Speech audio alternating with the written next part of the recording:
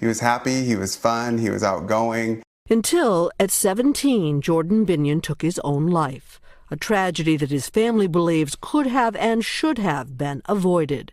His older brother, Tony, remembers. We did everything together, from camping to running around, riding our horses. We were best buds. Everything seemed fine with Jordan, says Deb and Will Binion, until he was about 15. He started to withdraw.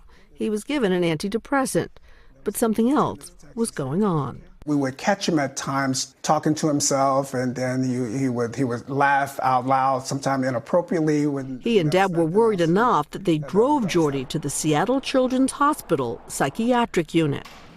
Being over the age of 13, the teenagers have the right to deny whether or not they want to accept the mental health treatment. So let's stop right there. Yes. In the state of Washington, yes, if you're 13 years old or older, right, you can say whether or not you'll stay in a psychiatric facility. That is correct.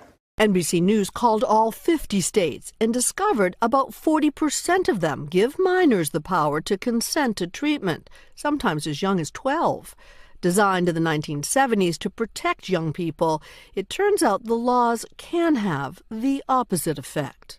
By the next day, Jordy wanted to leave. I was told that you either come and pick up your son or we will release him to walk the streets of Seattle. The Binions say without being diagnosed, Jordy was discharged. They handed us his clothes, and basically that was it. A minor child checks himself out of a psychiatric ward on his own, and they don't tell you anything?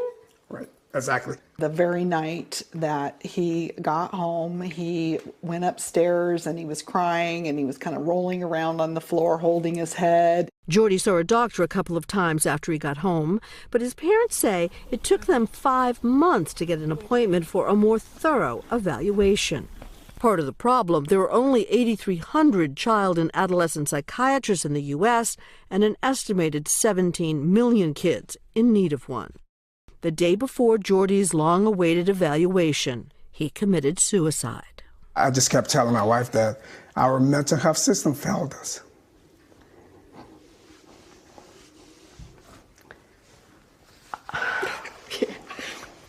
It did. It absolutely did. Seattle Children's Hospital told us they could not comment on Jordan's case due to privacy laws, but called his death a terrible tragedy. They say more resources are needed across the country and that they've taken several steps to improve care at their facility and in the region. Now, tomorrow night, we explore what the Binions are doing with the hope that what happened to their family will not happen to any other. It is terribly sad, but they're doing something with their grief. They're trying to do something with their grief, and they have. All right, Cynthia, thank you. Hey, NBC News fans, thanks for checking out our YouTube channel. Subscribe by clicking on that button down here, and click on any of the videos over here to watch the latest interviews, show highlights, and digital exclusives. Thanks for watching.